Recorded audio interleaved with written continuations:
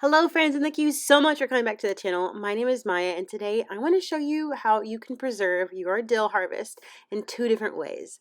The first by drying it in a dehydrator, and the second by freezing it. You want to start by getting in here and cutting at the very bottom of your dill plant.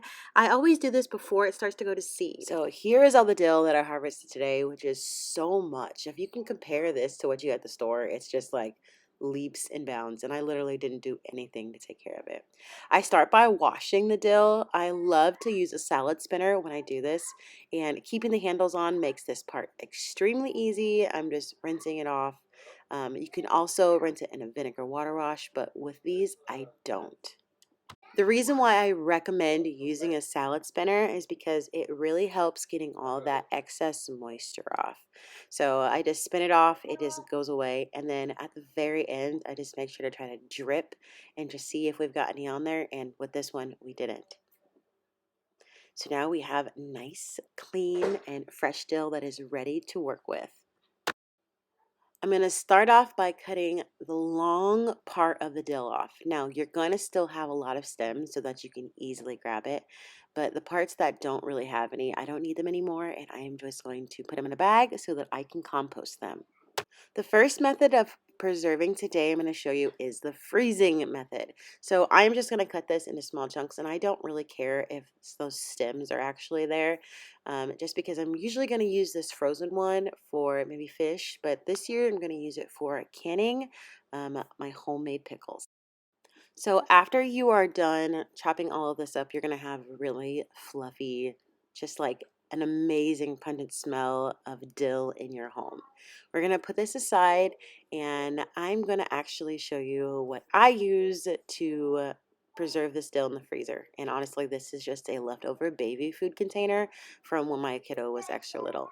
So you're just going to stuff it halfway into each of these. And what I really like to do is to make sure that I push it down very well with my finger, just to make sure that there is like as minimal holes as possible.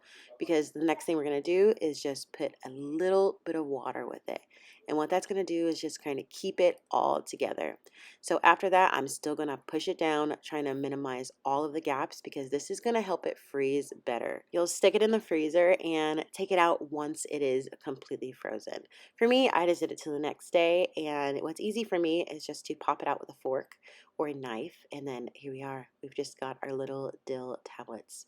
How you would unfreeze them is basically just put it in maybe a baggie or a bowl, and you would stick it in either room temperature, or you would stick it in your refrigerator for whenever you needed it for that day.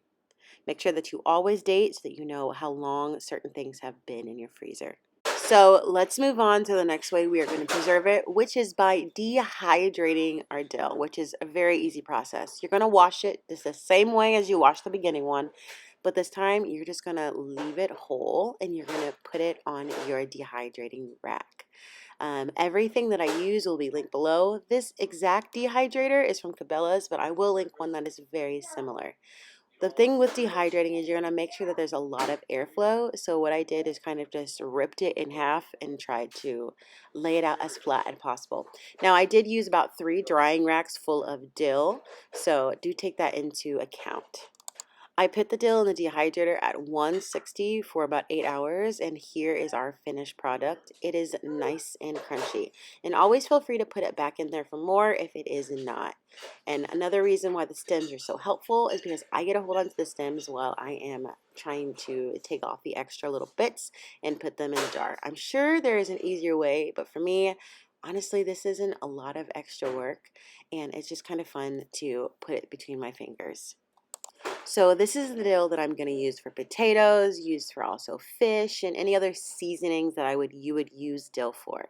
So if you found this helpful, please make sure you like and follow, and have a wonderful day.